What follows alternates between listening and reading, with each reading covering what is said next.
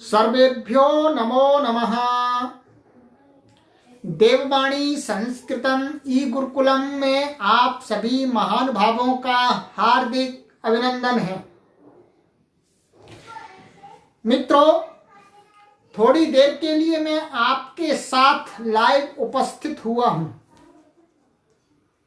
निरंतर मैं आपके साथ जुड़ा हुआ हूं। प्रतिदिन संस्कृत भाषा संबंधी, वैदिक संस्कृति संबंधी सामग्री आपको प्रेषित की जाती है। निरंतर आप देववाणी संस्कृतम ई गुरुकुलम के माध्यम से नए नए विचारों से परिचित होते हैं। मित्रों, मैं आप सभी से निवेदन कर देना चाहता हूं कि देववाणी संस्कृतम दो लक्ष्यों को लेकर के कार्य कर रही है और उन दोनों लक्ष्यों का भी एक लक्ष्य है। वो दो लक्ष्य हैं संस्कृत भाषा को 1 करोड़ लोगों तक ले जाना। देववाणी संस्कृतम ई गुरुकुलम 1 करोड़ लोगों के गृह पर जाकर के संस्कृत भाषा को सिखाए। और दूसरा लक्ष्य है कि 1 करोड़ लोगों तक हिंदी की सामग्री के माध्यम से, संस्कृत की सामग्री के माध्यम से, पुस्तकों के माध्यम से 1 करोड़ लोगों को हम शुद्ध सत्य सनातन वैदिक संस्कृति से जोड़े। उनके गृह पर ही बैठे बैठे हम सत्य सनातन वैदिक संस्कृति की विचारधारा को पोस्टों के माध्यम से, पुस्तकों के माध्यम से पहुंचा सके। इन दो बिंदुओं पर देववाणी संस्कृतम कार्य कर रहा है। आप निरंतर देख रहे होंगे कि देववाणी संस्कृतम ई गुरुकुलम के जितने भी सोशल प्लेटफॉर्म्स चलाए जा रहे हैं, उन पर मात्र और मात्र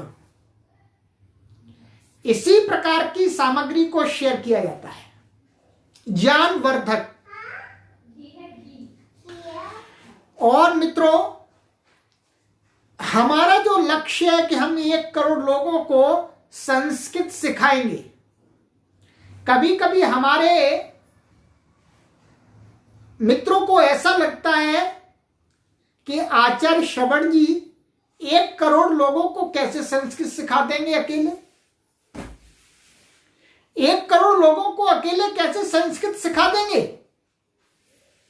इसके लिए तो बहुत सारे स्थानों पर इंस्टीट्यूट खोलने पड़ेंगे और वो हमारे वश की बात नहीं है। परंतु मित्रों, मैं आपसे निवेदन कर देना चाहता हूं कि आज टेक्नोलॉजी के माध्यम से एक व्यक्ति 1 करोड़ नहीं, 1 अरब लोगों को पढ़ा सकता है, सिखा सकता है। देववाणी संस्कृतम यूट्यूब चैनल, जो देववाणी संस्कृतम ई गुरुकुलम के माध्यम से संचालित हो रहा है, उस YouTube चैनल के माध्यम से हम 1 करोड़ लोगों को उनके गृह पर ही बैठे बैठे संस्कृत भाषा को सिखाएंगे। इसलिए इसमें कोई आश्चर्य की बात नहीं है, चिंता की बात नहीं है। कोई बहस की बात नहीं है कि हम जब भी आपको बोलते हैं कि हम 1 करोड़ लोगों को संस्कृत भाषा सिखाएंगे, तो कैसे सिखाएंगे? हम YouTube चैनल पर एक एक कक्षा में 1-1 लाख 2-2 लाख विद्यार्थियों को एक साथ पढ़ाएंगे, एक साथ पढ़ाएंगे। वहां पर 1 करोड़ भी एक साथ पढ़ सकते हैं, कोई भी लिमिट नहीं है। तो मित्रों, अभी वर्तमान में देववाणी संस्कृतम यूट्यूब चैनल पर लाइव कक्षाओं के माध्यम से लगभग 500 विद्यार्थी पढ़ रहे हैं। 500 विद्यार्थी संस्कृत भाषा को अपने गृह पर ही बैठे बैठे सीख रहे हैं, और उसमें भारत और भारत से बाहर के लोग भी सीख रहे हैं। मित्रों, ये बहुत बड़ी बात है, और निरंतर हमारे पाठकों की संख्या बढ़ती जा रही है, और बढ़नी भी चाहिए, क्योंकि हमारा लक्ष्य है 1 करोड़ लोगों को संस्कृत भाषा बोलना, लिखना और पढ़ करके समझाना, सिखलाना। तो मित्रों, अब यदि आप अपने गृह पर ही बैठे बैठे सरल ढंग से संस्कृत भाषा को सीखना चाहते हैं, तो आप देववाणी संस्कृतम ई गुरुकुलम के व्हाट्सएप नंबर से संपर्क करके 50 रुपये मासिक शुल्क रूपी सहयोग दे करके, या सहयोग रूपी शुल्क दे करके अपने गृह पर ही बैठे बैठे शुद्ध संस्कृत को लिखना, बोलना और पढ़ करके समझना सरलता से सीख सकते हैं। हम मात्र 50 रुपये मासिक ले रहे हैं, अधिक नहीं ले रहे हैं, क्योंकि हमारा लक्ष्य है 1 करोड़ लोगों को संस्कृत भाषा सिखलाना। और 50 रुपये भी इसलिए लिए जा रहे हैं कि 50 रुपये दे करके पाठक ध्यान दे करके, चित्त दे करके ठीक प्रकार से पढ़ते हैं।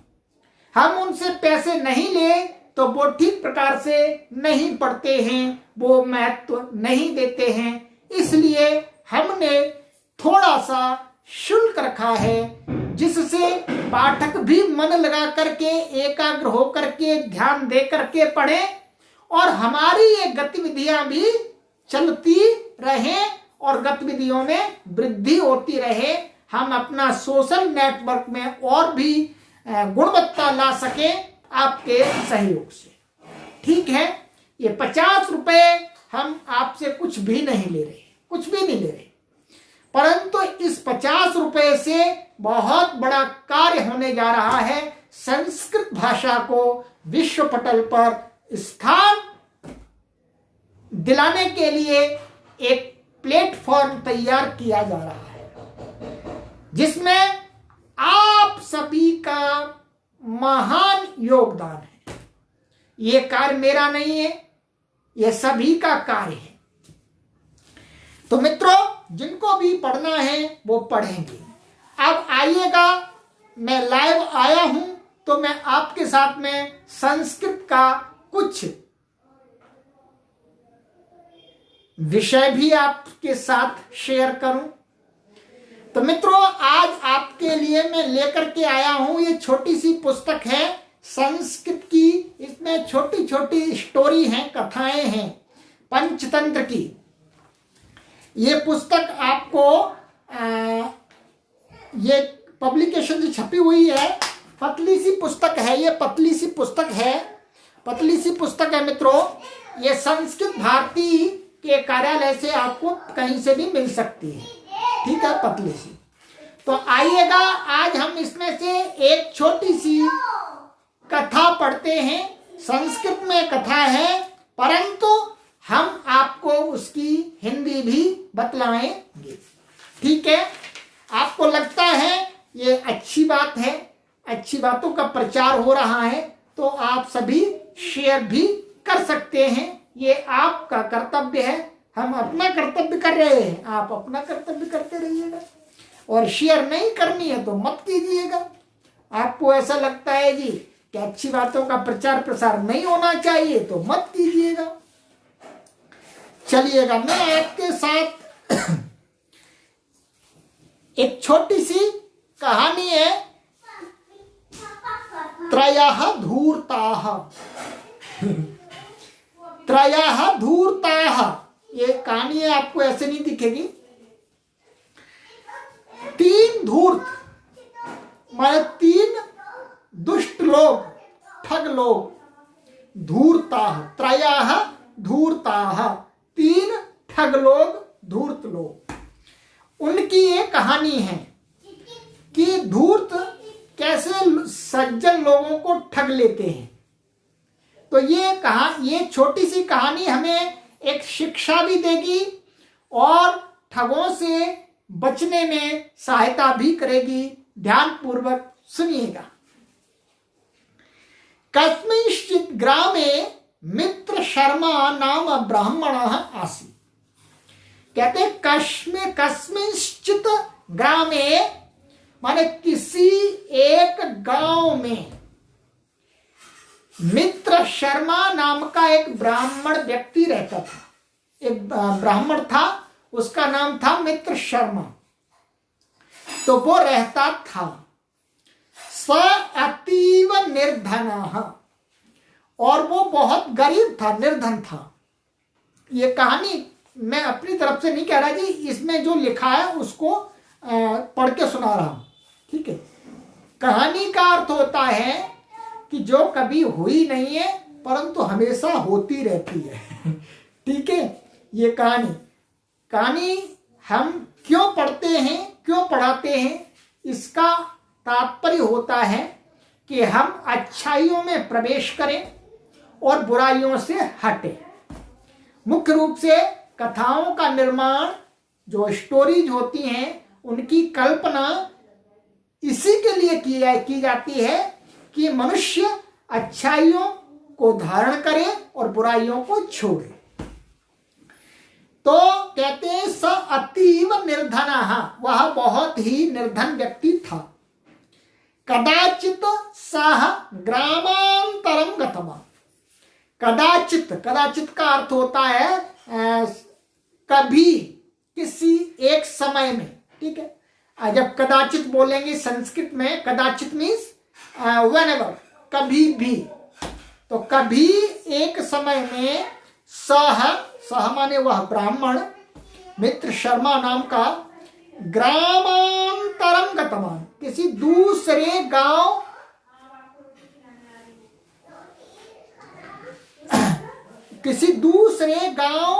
की तरफ गया था। वो किसी दूसरे गांव के लिए।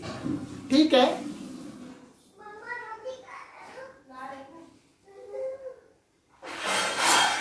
तत्रत्यः भूस्वामी अतीव दयालु आसीत्।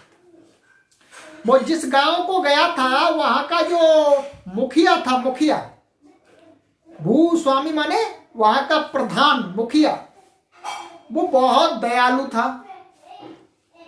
सह ब्राह्मणाय दान रूपेण एकम उत्तमम अजम दत्तवान्। वो दयालु था, उसने सोचा ये ब्राह्मण देवता गरीब हैं, चलो इनको कुछ दान दक्षिणा दे देते हैं, अपने गांव में आए हैं। तो उस भूस्वामी ने, उस मुखिया ने उस ब्राह्मण को एक अच्छा बकरा दे दिया। अजम दत्तवान्, अजम का अर्थ होता है बकरे को दे दिया जी। ठीक है, ध्यान से सुनते रहिएगा। चलिए आगे कहते हैं, ब्राह्मणः तम अजम स्वग्रामम आनेतुम उद्युक्तः। जो ब्राह्मण देवता था उसने बकरे को ले लिया जी।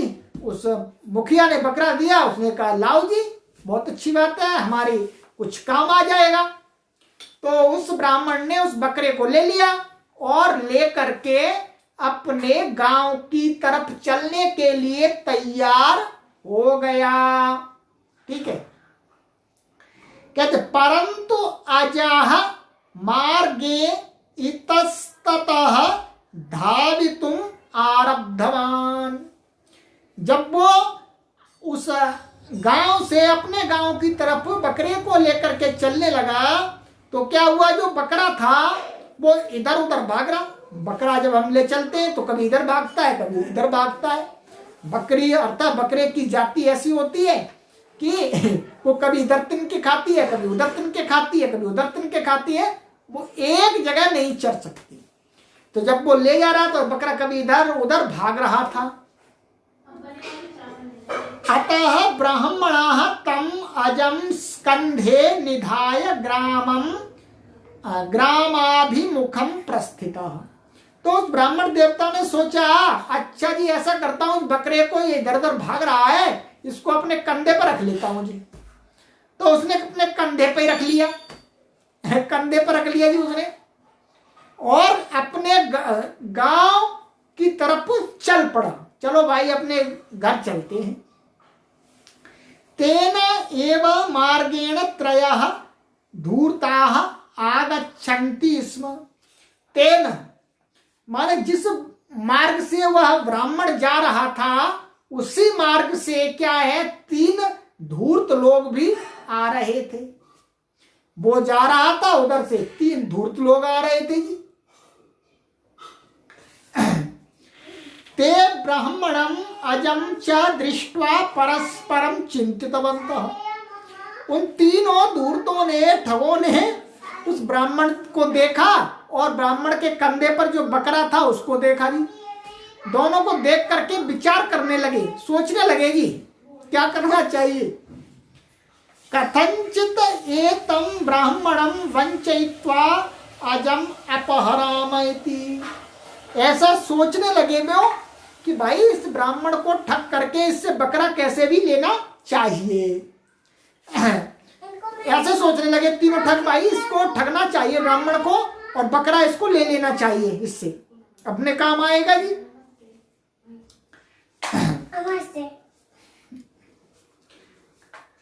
अनंतरम तेषु एकः वेश परिवर्तनं कृत्वा ब्राह्मणस्य पुरतः आगत्य उक्तवान्। तो उनमें से 3 दूर्त थे, उनमें से एक दूर्त ने क्या किया, कपड़े बदल करके और ब्राह्मण के सामने आ गया रास्ते में जल्दी से। उसके सामने आ गया जी, वो ब्राह्मण जा रहा था और सामने से वो बदल करके भेष बदल करके आ गया। और वो आगत्य उक्तवान और बोला ब्राह्मण के पास में आकर के, भोः ब्राह्मणोत्तमा, हे उत्तम, हे श्रेष्ठ ब्राह्मण, किम एतत् कार्यं करोति भवान। भाई तुम ये गलत कार्य क्यों कर रहे हो। गलत माने बकरे को आप कंधे पे क्यों ढो रहे हो।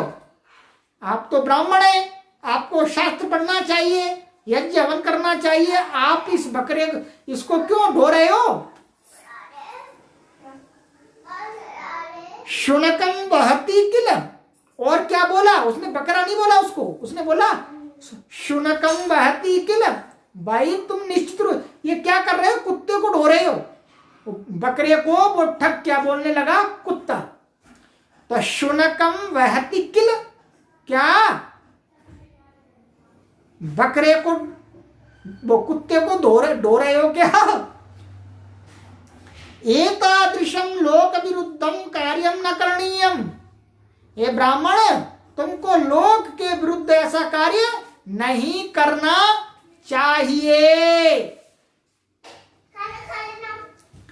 और कहते हैं जनाः यदि पश्यन्ति तर्हि हसन्ति। भाई ब्राह्मण देवता सुनो, तुम्हारे इस कार्य को कोई देखेंगे लोग तो हंसेंगे कि भाई ये कुत्ते को ले जा रहा कंधे पर रख करके। ब्राह्मण कोपेन उक्तवान। ब्राह्मण को गुस्सा आ गया जी और गुस्से के साथ बोला, किम भवान अंधा, क्या भाई अंधे हो तुम।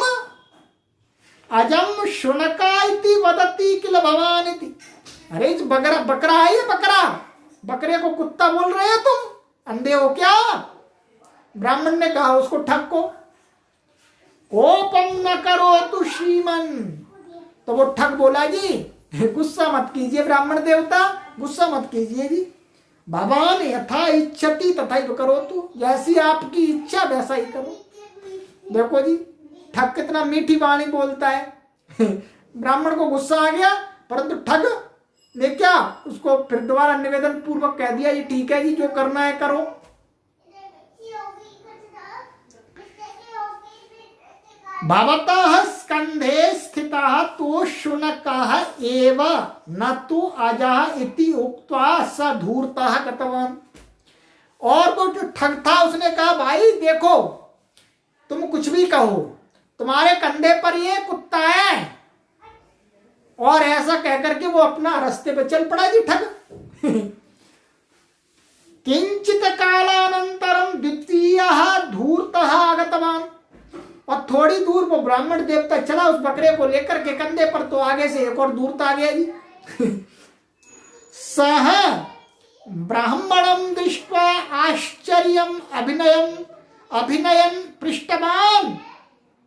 जो दूसरा धूर्त आया वो भी एकदम आश्चर्यचकित होता हुआ और अभिनय करता हुआ, नाटक करता हुआ एक तरह से, और उस ब्राह्मण देवता को पूछा, किम भोः ब्राह्मणोत्तम, हे श्रेष्ठ ब्राह्मण, मृतम वत्सम स्कंधे वहति किल।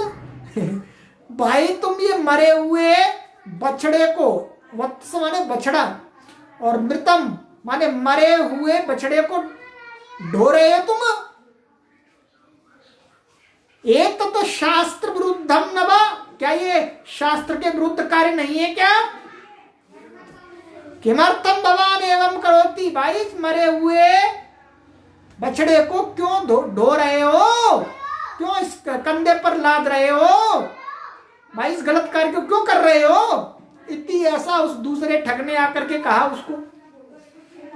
इदानीं ब्राह्मणस्य मनसि संशय उत्पन्न। अब ये दो की बातें सुन करके एक ने कहा भाई कुत्ता है और दूसरे ने कहा भाई मरा हुआ ये बछड़ा है। तो उस ब्राह्मण के मन में थोड़ी शंका पैदा हो गई, भाई ये क्या चक्कर है, मैं तो इसको बछड़ा वो बकरा ले जा रहा हूं, उसने गांव के मुखिया ने मुझे बकरा दिया है, और ये लोग क्या बोल रहे हैं, कोई बोल रहा है कुत्ता ले जा रहे हैं, कोई बोल रहा है मरे हुए बछड़े को ले जा रहे हैं। शंका उसको उत्पन्न हो गई जी। तथापि सह उक्तवान, फिर भी उसने हिम्मत करके कहा, किम भो भवान अपि अंधा वा, कि भाई तुम भी अंधे हो क्या? अजम मृत वत्सः इति वदति किल, अरे भाई बकरे को तुम मरा हुआ बछड़ा बोलते हो, ये तो बकरा है। धूर्तः, धूर्त क्या कहता है? धूर्त ने कहा क्षम्यताम, अरे क्षमा कीजिए ब्राह्मण देवता, क्षमा कीजिए, क्षमा कीजिए। अहम वस्तु स्थितिम उक्तवान, मैंने तो जैसी स्थिति है वो बताई है जी, अब आपकी मर्जी है जी, क्षमा करो, आप नाराज मत हो। ये ठग कह रहा है, भवान यथा इच्छति तथा करोतु इति उक्ता तथागतवान्। और दूसरे ठग ने भी कहा भाई जैसी आपकी इच्छा वैसा करो जी, हमें क्या लेना देना, हम तो अपने चलते हैं। तो वो भी चल पड़ा। पुनः तृतीय धूर्तः आगतवान्, और थोड़ी देर बाद उसी रास्ते में वहीं पर आगे थोड़ा तीसरा धूर्त आ गया जी। कहते हैं सह पृष्ठवान, उसने भी पूछा मतलब कहा, भोः ब्राह्मण, ये ब्राह्मण, किमेतत् कार्यम करोति भवान, भाई ये गलत कार्य क्यों कर रहे हो तुम? गर्दभम स्कंदे वहति किल, अरे गधे को कंधे पर ढो रहे हो तुम। अब उसने कहा गधा। किमेतत् कार्यम करोति भवान, भाई ये गलत कार्य क्यों कर रहे हो? भवतः बुद्धि नास्ति किम इति, तुम्हारी बुद्धि नहीं है क्या तुम्हें? तुम ब्राह्मण होकर के, शास्त्रों के ज्ञाता होकर के ये गधे को ढो रहे हो। तो तीसरा ठग कहने लगा जी, तदा ब्राह्मणा चिंतितवान, अब तो ब्राह्मण ने सोचा भाई कोई चक्कर है। मम स्कंधे अन्य प्राणी एव अस्ति भांति, भाई मेरे कंधे पर कोई दूसरा ही प्राणी है, बकरा नहीं है, कोई विचित्र प्राणी है। एक शुनक इति वदति, एक व्यक्ति कह रहा है इसको ये कुत्ता है, अन्य मृतवत्स, और दूसरा कह रहा है इसको मरा हुआ बछड़ा, और इति और एषः गर्दवा इति वदति, और ये कह रहा है ये गधा है जी, अथवा एषः प्राणी मायावी स्यात्, ये कोई प्राणी मायावी है जी, ये रूप बदल रहा है, रूप बदल रहा है। अतः विभिन्न रूपेण दृश्यते, इसलिए ये भिन्न भिन्न रूपों में दिख रहा है जी। अतः एषः मया न नेतव्य इति, अरे भाई इसको नहीं ले जाना अपने घर पे, भाई से नहीं ले जाना चाहिए। एवं चिंतयित्वा सह अजम परित्यज्य धावितवान, और ऐसा सोच करके मन में कि भाई ये तो कोई मायावी प्राणी है, और उसने उस बकरे को कंधे से उतार के फेंक दिया और धावितवान दौड़ गया डर से। ते त्रयः अपि धूर्ताः अजम गृहीत्वा मारयित्वा यथेष्टम खादितवन्तः, और जैसे उस ब्राह्मण ने बकरे को फेंका और वो भाग गया, तो जो तीनों धूर्त थे इकट्ठे हो करके उस बकरे को ले जा करके ले गए और मार दिया और खा लिया जी। तो त्रयः धूर्ताः, धूर्त लोग संसार में ऐसे ठगते हैं। मित्रों बहुत ही सुंदर सटीक कहानी है मित्रों। संसार में लोग ऐसे डरा देते हैं, धूर्त लोग होते हैं, वो गलत गलत बातें करके हमें डरा देते हैं मित्रों, और फिर हम भ्रमित हो जाते हैं, हमारी बुद्धि कार्य करना बंद कर देती है। मित्रों ऐसी स्थिति में हमें विवेक चाहिए। विवेक कब आता है? तर्क से आता है। विवेक कब आता है? शास्त्रों के अध्ययन से आता है। विवेक कब आता है? वेदों के स्वाध्याय से आता है। विवेक कब आता है? ऋषियों और मुनियों के जो ग्रंथ हैं उनको पढ़ने से आता है। जब हम ऋषियों के मुनियों के ग्रंथों को पढ़ते हैं, वेदों को पढ़ते हैं, उपनिषदों को पढ़ते हैं, गीता को पढ़ते हैं, रामायण को पढ़ते हैं, महाभारत को पढ़ते हैं, और भी अनेक नीतियों को पढ़ते हैं, तब हमारे अंदर विवेक उत्पन्न होता है, हमें फिर कोई ठग नहीं सकता। अब आपने देखा इस छोटी सी कहानी में एक सामान्य से सरल व्यक्ति, ब्राह्मण व्यक्ति को तीन धूर्तों ने कैसे ठग दिया। कोई जबरदस्ती नहीं छीना, कुछ भी नहीं किया, परंतु उस ब्राह्मण को भ्रमित कर दिया। एक कहने लगा जी ये कुत्ता है, एक कहने लगा जी ये गधा है, और एक कहने लगा जी ये मरा हुआ बछड़ा है। अब उसको संशय पैदा हो गया, भाई ये तीनों झूठ बोल रहे हैं क्या? एक झूठ बोला माना, दो झूठ बोले माने, तीनों ही झूठ बोल रहे हैं क्या? नहीं भाई, तीनों नहीं झूठ बोल सकते। तो संसार में इसी प्रकार से जो ठगों की टोली होती है वो लोगों को ऐसे ही ठग लेती है मित्रों। इसलिए इस कहानी ने हमें क्या शिक्षा दी है? हमें दूसरों की बुद्धि और विवेक से कार्य नहीं करना है, अपनी बुद्धि और विवेक और तर्क से कार्य करना है। मित्रों जो संसार में अपने विवेक और अपने तर्क और अपनी बुद्धि से अपना जीवन यापन करते हैं, वो संसार में कभी ठगे नहीं जाते, वो संसार में भटकते नहीं है, वो संसार में लोगों को सन्मार्ग दिखलाते हैं, सही मार्ग दिखलाते हैं, और स्वयं भी सही मार्ग पर चलते हैं मित्रों। तो इसलिए हमें हमारे आचार्यों ने, हमारे ऋषियों ने, मुनियों ने जो इस प्रकार की नीतियां बताई हैं उनको अवश्य पढ़ना चाहिए। चाणक्य नीति, विदुर नीति, ये दो नीति तो आप अवश्य पढ़िएगा। ये मेरे पास में भी है, मैं आपको उपलब्ध करा सकता हूं। ये देखिएगा, मैं आपको दिखलाता हूं, यदि आप चाहेंगे तो आप, ये चाणक्य नीति है, ये आप देख पा रहे होंगे, ये चाणक्य नीति है। चाणक्य नीति उल्टा दिख रही होगी, चाणक्य नीति है। यदि आप इस पुस्तक को पढ़ लेते हैं तो दुनिया में आपको कोई ठग नहीं सकता। इसलिए हमें पढ़ना चाहिए। हम व्यर्थ का साहित्य खरीदते रहते हैं, उपन्यासों को पढ़ते रहते हैं, अश्लील उपन्यासों को खरीद के पढ़ते हैं हजारों रुपए खर्च करके, परंतु हम अपने ऋषियों के ग्रंथों को नहीं खरीदते, जो हमें सन्मार्ग दिखाते हैं, जो हमें श्रेष्ठ मार्ग पर चलना सिखाते हैं, जो हमारे अंदर विवेक पैदा करते हैं, ऐसे शास्त्रों को नहीं खरीदते हैं। तो मित्रों, मेरा तो यही निवेदन है। बहुत सारी पुस्तकें हैं, जो भी चाहेंगे, फेसबुक पर बहुत जगह सामग्री को शेयर किया जाता है, पुस्तकों की इंफॉर्मेशन भी दी जाती है। आप चाणक्य नीति को अवश्य पढ़ें, और इसी प्रकार से विदुर नीति की पुस्तक भी है, उसको भी पढ़ें। आपको दोनों पुस्तक मिल जाएंगी। आप अपने गृह पर ही बैठे बैठे पुस्तकों को प्राप्त कर सकते हैं। परंतु जब आप इन पुस्तकों को पढ़ेंगे तो 100% मैं कहता हूं कि आप मुझे धन्यवाद देंगे। आप कहेंगे कि आचार्य श्रवण जी ने हमें बहुत अच्छी पुस्तक बताई, बहुत अच्छी पुस्तक बताई पढ़ने के लिए। तो मेरा तो मित्रों सभी से निवेदन है, सभी से निवेदन है। आप भारत में रहते हैं, भारत से बाहर रहते हैं, आप किसी भी समुदाय से संपर्क रखते हैं, कोई परेशानी नहीं। आप इन दो नीतियों को अवश्य पढ़िएगा।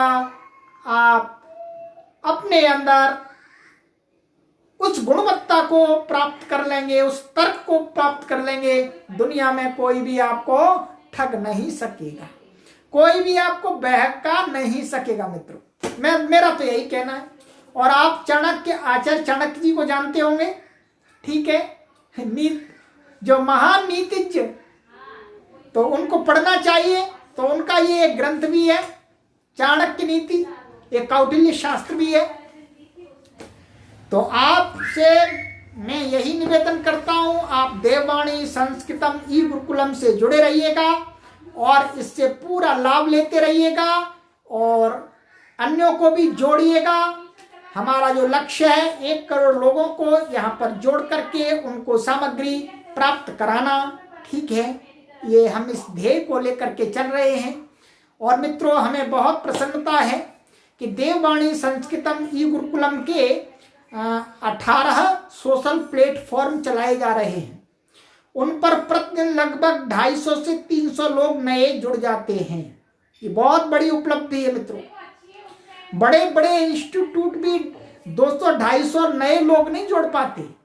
ऑल ओवर द वर्ल्ड यहाँ पर 200-250 लोग प्रतिदिन नए जुड़ते हैं और कोई जाता नहीं है। ग्रुप चलाए जा रहे हैं, आप वहां पर सामग्री देखेंगे। और यहीं इसी फेसबुक पर एक पेज बना दिया गया है, देववाणी संस्कृतम ई गुरुकुलम। वहां पर मात्र आपको वो ई गुरुकुल बनाया गया है, तो वहां पर मात्र आपको संस्कृत की ही सामग्री मिलेगी। और एक पेज बना दिया गया है पुस्तकों के लिए, देववाणी संस्कृतम सेवा। वहां पर मात्र आपको पुस्तकों की जानकारी ही मिलेगी। और ये फेसबुक चलाई जा रही है और ग्रुप चलाया जा रहा है। यहाँ पर आपको सब प्रकार की सामग्री मिलेगी, हिंदी की भी मिलेगी, संस्कृत की भी मिलेगी, वैदिक संस्कृति की भी मिलेगी मित्रों। तो आपसे मैं विनम्र निवेदन करता हूं कि आप इस फेसबुक के देववाणी संस्कृतम ई गुरुकुलम पेज को और देववाणी संस्कृतम सेवा पेज को अवश्य फॉलो कीजिएगा, लाइक कीजिएगा और वहां पर देखिएगा, वैदिक संस्कृति का दर्शन कीजिएगा। आपको वहां पर वैदिक सत्य सनातन संस्कृति के वास्तविक दर्शन होंगे, ऋषियों के ज्ञान के दर्शन होंगे, संस्कृत भाषा की आपको सामग्री उपलब्ध होगी। चलिएगा, बहुत सुंदर। थोड़े समय के लिए मैं आपके साथ में लाइव उपस्थित हुआ। और ये पुस्तकें हैं, आप पुस्तकों को स्वाध्याय करना चाहिए। ठीक है, स्वाध्याय आत्मबोधाय। जो स्वाध्याय होता है वो किसके लिए होता है? आत्मबोधाय। आत्मबोधाय माने अपनी शक्तियों को पहचानने के लिए। तो आप स्वाध्याय कीजिएगा, अच्छी अच्छी पुस्तकों का स्वाध्याय कीजिएगा, अश्लील पुस्तकों का स्वाध्याय मत कीजिएगा। अपने घर में अच्छी पुस्तकों को रखिएगा, जिससे आपके बालक और बालिकाएं अच्छी पुस्तकों को पढ़ सकें। यदि आपके घर में अच्छी पुस्तकें नहीं होंगी, रामायण नहीं होगी, वेद नहीं होंगे, उपनिषद नहीं होंगे, गीता नहीं होगी, तो आपके बालक और बालिकाएं अश्लील उपन्यासों को ला करके पढ़ेंगे मित्रों। और जब अश्लील उपन्यासों को ला करके पढ़ेंगे तो अश्लीलता का प्रचार और प्रसार होगा मित्रों। इसलिए मैं आपसे निवेदन कर देना चाहता हूं कि आप अश्लील उपन्यास को आने से पहले ही अपने घर में वैदिक साहित्य को उपलब्ध करा दीजिएगा, जिससे आपकी आगे आने वाली भावी पीढ़ी वैदिक विचारों से ओतप्रोत हो जाए और वैदिक सनातन संस्कृति को जीवन में धारण करके निरंतर बढ़ती रहे, वैदिक संस्कृति को पकड़ के रखे, उससे जुड़ करके रहे। ठीक है, पैसे के लिए मत घबराइएगा, पैसा तो हाथ का जिसको बोलते हैं मैल है मित्रों। यदि हमारी संतान अच्छी हो गई तो हमारे पैसे वसूल, और यदि हमारी संतान बिगड़ गई मित्रों, हमने अपने बच्चों, अपने बालक और बालिकाओं को संस्कार नहीं दे पाए तो हमारा पैसा बह गया, सत्यानाश हो गया। तो आपसे मैं निवेदन करना चाहता हूं कि आप अपने धन की रक्षा करना चाहते हैं मित्रों, तो आप अपनी संतान को पहले संस्कार बनाइएगा। और संस्कार करने के लिए संस्कार देने होते हैं, अपने बालकों को अच्छी अच्छी बात बतानी होती है मित्रों। अपने आप कोई संस्कारी नहीं बनता है, संस्कार देने से। और ये हम सभी अभिभावकों का कर्तव्य होता है कि हमने जो संतान पैदा की है उस संतान को श्रेष्ठ बनाएं।